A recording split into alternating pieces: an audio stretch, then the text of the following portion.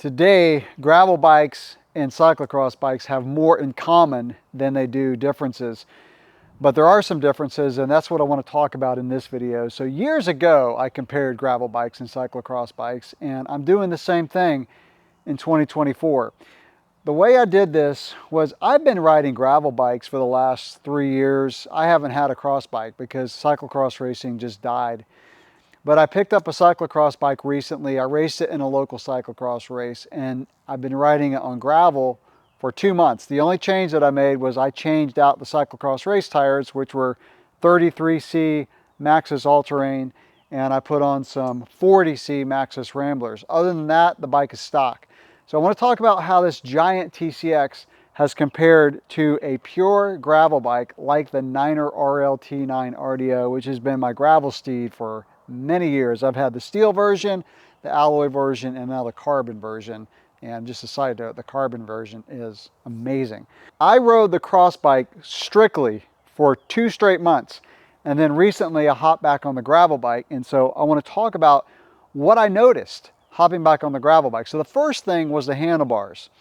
Now, this is obviously not that big of a deal because you can put gravel tight handlebars on a cyclocross bike fairly easily. On the drops with the flare is where I noticed the biggest difference. Most of the time on a cyclocross bike, you're just going to have a standard drop bar with not much of a flare, if any. I don't think this bike has any flare.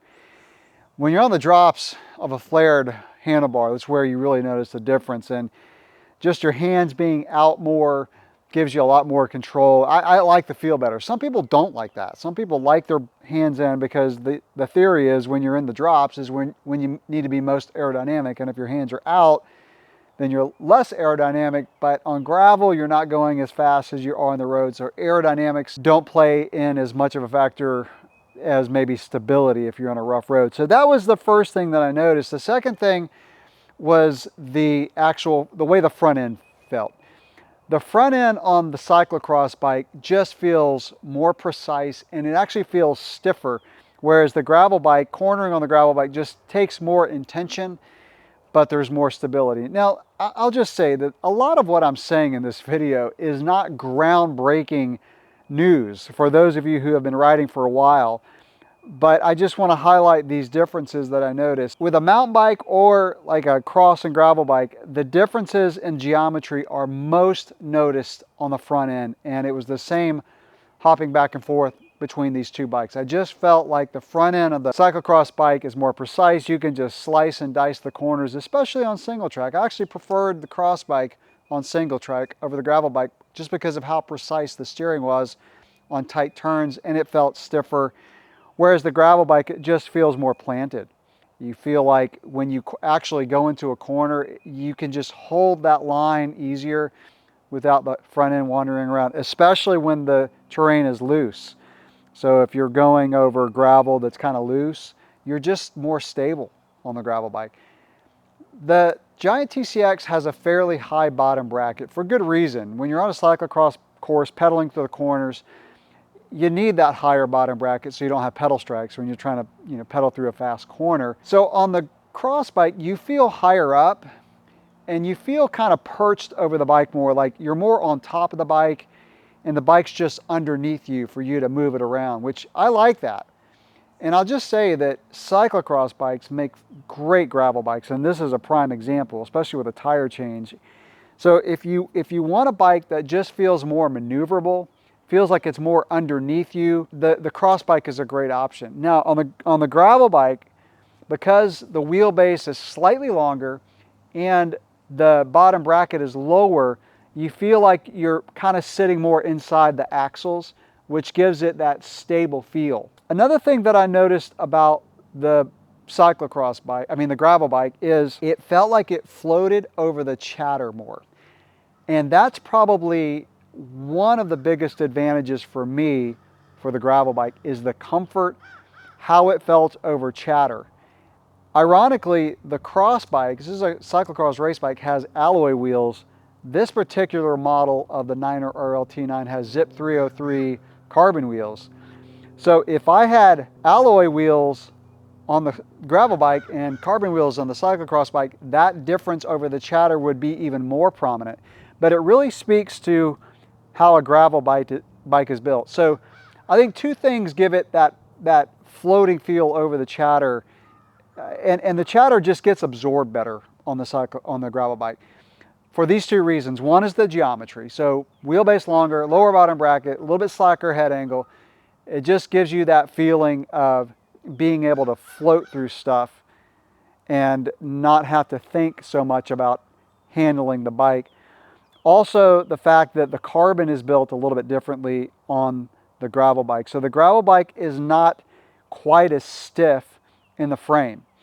And you notice that over bumps. So when you hit a hard bump, you can actually feel the frame absorbing that bump a little bit better. Whereas the cross bike is a bit stiffer, but it accelerates just a bit better. This RLT9 RDO, because it's the 5-star model with carbon wheels, it accelerates really well. This is a light bike, but back to my point, you just feel like over the chatter, you're absorbing those bumps better and it feels more stable. So that to me is why I prefer the gravel bike for most of my gravel rides. If the ride is fast, if the ride is not quite as long, the cyclocross bike is great. So that's another point that I want to mention is the longer your ride is what I've noticed, the more advantage you have on the gravel bike, because all those little bumps, even though they're just slightly more muted on the gravel bike, it adds up over a long ride. So if your ride's an hour or two, it's fine on the cross bike. In fact, I rode this bike in an event that was fast. It wasn't race pace, but it was pretty fast, where there were some sprints and things like that, and it was great for that. And that ride was fairly bumpy, and that was about a 3.5, 4-hour ride. I probably would have been slightly less fatigued on the gravel bike, but because it was more of a group ride where we were going at a pretty good clip, this cyclocross bike was a good choice for that. I'll mention something here about comfort. Like I said at the beginning of the video, I've had the steel and alloy version of the RLT9. I would say the carbon Giant TCX was more comfortable than the alloy version of the RLT9. So just a little side note here. This is the great thing about carbon, is the manufacturer can build it to be flexible in one direction and stiff in another. The carbon of the RLT9 is built so that it does flex a little bit when you go over bumps, but laterally it's pretty stiff, so the bike is still very, very responsive. Another note here is the difference that a wheel set can make. The Zip 303 carbons on this RLT9 make it feel like up a hill or in a sprint that this bike is pretty much as responsive as the Giant TCX. Now I would give the edge to the TCX, but because this has alloy wheels and this has carbon, they both felt pretty equally responsive when going up a short hill where you're out of the saddle, just pushing hard. They both felt about the same. But again, if you put carbon wheels on this bike, it's going to be a bit more responsive and probably a bit better in a sprint. The other thing about the cross bike is because the back wheel is tucked in just a bit more, you do feel like that instant power transfer when you're pushing hard in a sprint. You just feel like the bike is going to go.